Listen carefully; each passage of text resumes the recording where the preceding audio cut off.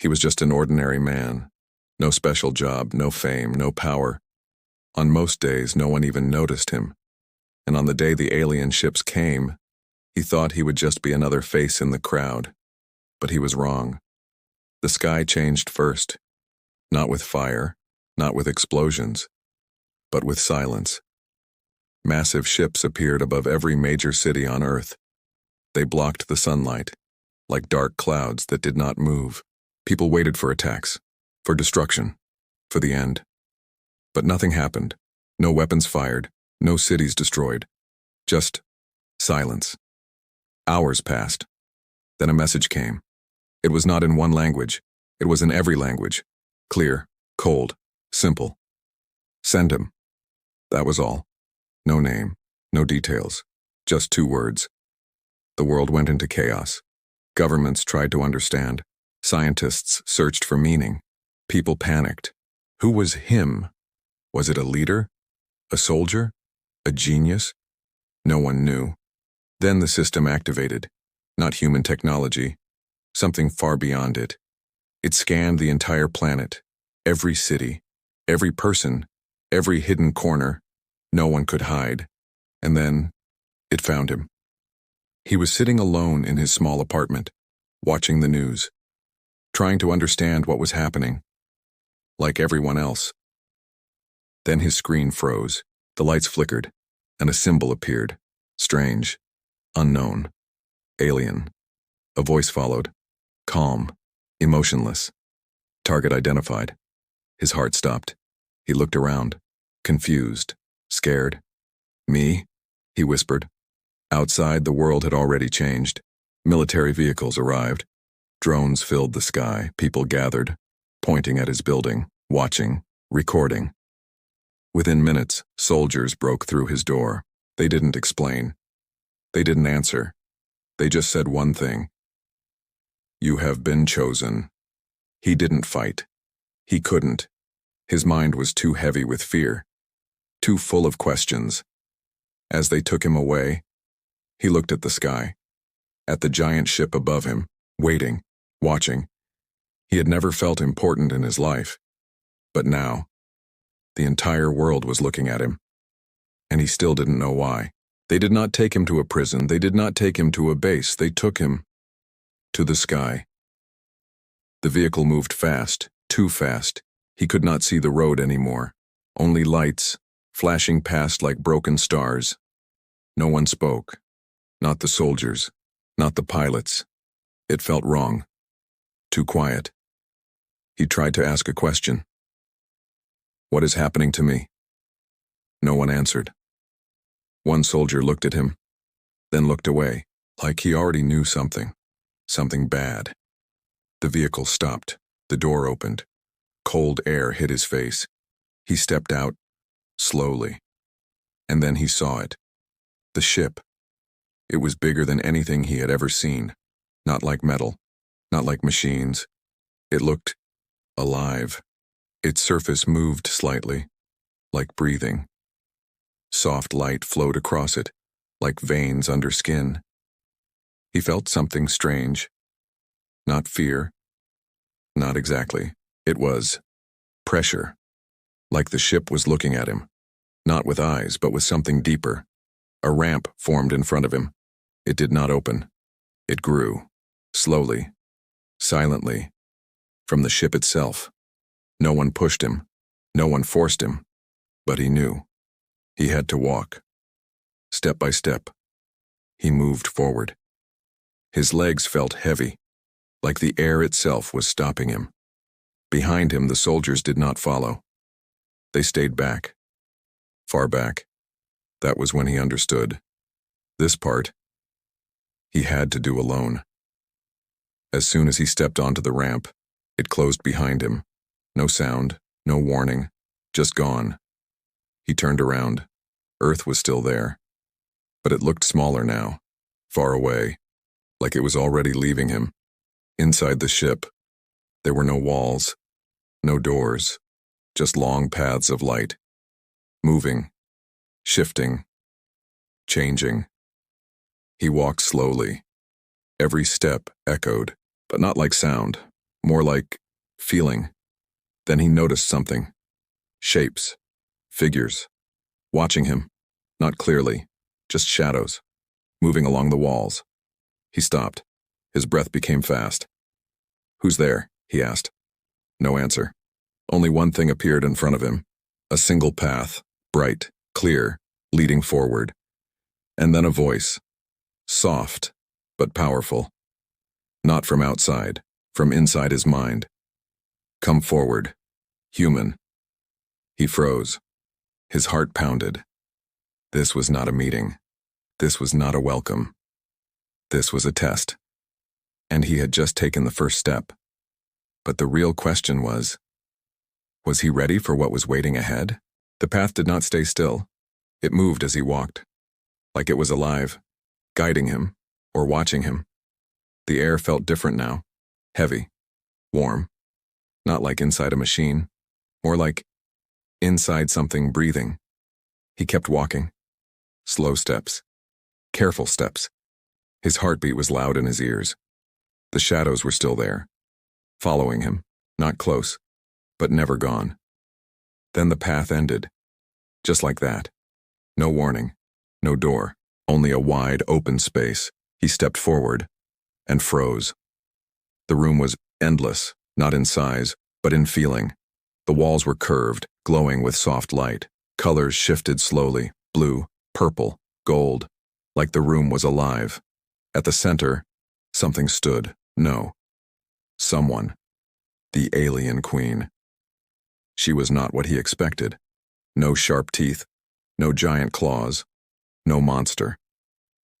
She sat on a throne that looked grown, not built, smooth, elegant, powerful. Her form was tall, still, perfect. Her skin shined like silver under light. Her eyes, deep and calm, too calm. She did not move, but he felt her presence, like standing near a storm that had not yet started. He tried to speak. Nothing came out. She was already looking at him, not at his face, not at his body, at something inside him. Seconds passed, or maybe minutes. Time felt strange here. Then she stood, slowly, gracefully. Every movement was silent, but heavy, like it carried weight. She walked toward him, step by step. He wanted to move, to step back, but he couldn't. His body refused. She stopped just a few steps away. Close enough, too close. Their eyes met. And in that moment, he felt everything. Fear, memory, pain, hope, all at once. Then she spoke. Not with sound, but directly into his mind. "You are not what they believe." His breath shook. He didn't understand. She took one more step closer. Her voice became stronger, clearer. "You are not weak. Human." A pause, a long one. Then her eyes changed, just slightly. "You are unfinished." The words hit him hard, like a truth he never knew. He stepped back this time, finally able to move. "What does that mean?" he asked. His voice small, broken. But the queen did not answer. Not yet. She turned away, walking back toward the throne, as if the real conversation had not even started. And that was when he realized this meeting was not about who he was. It was about what he could become. She did not sit again. The throne remained behind her, untouched, as if power was not something she needed to show. The room changed, not in shape but in feeling. The soft lights dimmed, the colors slowed. Everything became focused on him. He stood there, unsure, his mind still stuck on her words, unfinished. What did that even mean? The queen raised her hand, slowly, not toward him, but toward the space between them. The air moved, like water, and then images appeared. Earth, from space, blue, beautiful, fragile. Then it changed. War, fire, cities falling, people fighting. He looked away. "I know this," he said quietly. We are not perfect. Her voice entered his mind again, calm, steady. You misunderstand. The images shifted again. Now he saw something else. Not war, not destruction. Humans helping each other, saving strangers, standing together in disaster, fighting not for power, but for each other. He frowned, confused. What are you showing me? A pause, then her answer came. Potential. The word echoed inside him. The images moved faster now, too fast. Humans building, learning, adapting, changing, from caves to cities to space, in a blink. His eyes widened. This is just history, he said. But the Queen stepped closer again. Not fully, just enough. No. The images stopped. Now he saw something new, something impossible. Humans. Different. Stronger. Faster. Smarter. Not in body, but in mind. In connection. They were solving problems before they happened. Understanding things without learning them. Working together. Without fear. What is this? He whispered. The Queen's eyes locked onto his. What you can become. Silence filled the room. Heavy silence. He shook his head. That's not real. But deep inside, something felt wrong, because part of him believed her. The Queen turned slightly, as if looking beyond him, beyond Earth. Other species grow slowly, she said. They follow one path. Her gaze returned, sharp now. Humans do not.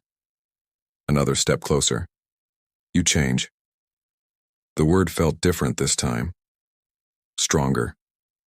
You break and rebuild. He swallowed. You fail and rise again. His chest felt tight. Then her final words came. Clear, unavoidable. That is why they fear you. He froze. They? He asked. The Queen did not answer directly, but the shadows on the walls moved closer, watching, waiting. And for the first time, he realized something terrifying. This was not just about Earth. This was about the entire universe. And somehow, humans were at the center of it. The shadows did not stay still anymore. They moved closer along the glowing walls. Slow, careful, like they were listening. He felt it now. This was bigger than him, bigger than Earth. Who are they? He asked again, his voice shaking slightly. The Queen did not look at the shadows. She kept her eyes on him. Observers, she said. Judges. A cold feeling ran through his body. They are watching me. A pause. They are watching your kind. The words hit harder than anything before. He laughed nervously. That makes no sense. I'm nobody. The Queen stepped closer. This time, very close. That is why you were chosen. He froze. What? Her voice grew deeper, stronger. Powerful beings are predictable. Leaders protect power. Warriors seek victory. A small pause. But you. Her eyes narrowed slightly. You are something else. His heart beat faster. I don't understand. The Queen lifted her hand again, but this time, no images appeared. Instead, he felt something. Memories. His memories. Moments he forgot. Helping someone when no one was watching. Choosing kindness when it was easier to walk away. Failing but trying again. He stepped back. Shocked. Stop. How are you doing this? But the Queen did not stop. You adapt. Another memory. You endure. Another. You care. Without reason. The feeling disappeared. Suddenly, he fell to his knees, breathing hard. That's just normal, he said. The Queen shook her head slowly. No. Silence. It is rare. He looked up at her, confused, lost. Then why me? He asked again. This time, she answered directly. Because you are the balance. The room felt colder. You are not the strongest. Not the smartest. A pause. But you are the most flexible. The word stayed in his mind. Flexible. The queen turned slightly, looking toward the shadows again. Your species stands at a point. Her voice echoed now. Growth or destruction. He slowly stood up, still shaking. And I decide that? He asked. The queen faced him fully. Her final words came like a quiet storm. You are the key. Silence. Heavy. Unavoidable. Then she added something more. Something worse. You are the bridge. A pause. Or the end. His breath stopped.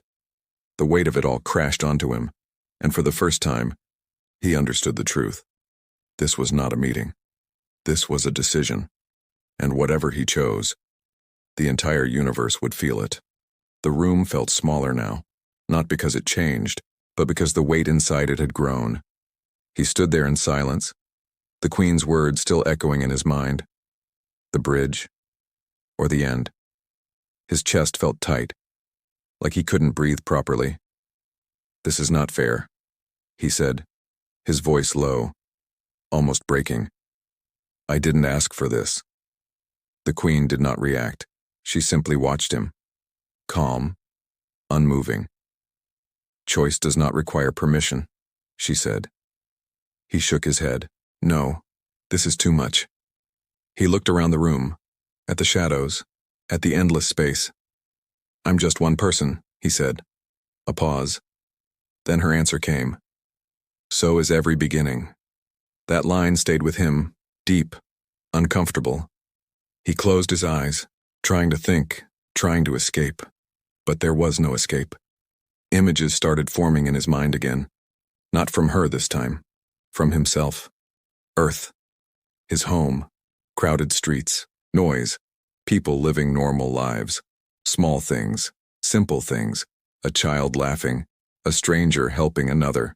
A quiet moment under the sky. He opened his eyes, slowly. What happens if I say no? He asked. The queen did not answer immediately. Then they will decide without you. His stomach dropped. They? The shadows moved again. Closer now, clearer. Different shapes, different forms, not human. Watching. Waiting. What will they do? He whispered. The queen's voice became colder. Not cruel, just certain. They will erase the risk. Silence. His heart raced. Erase humans? He asked. No answer. But he didn't need one. He looked down at his hands, shaking. All his life, he had felt small, unimportant.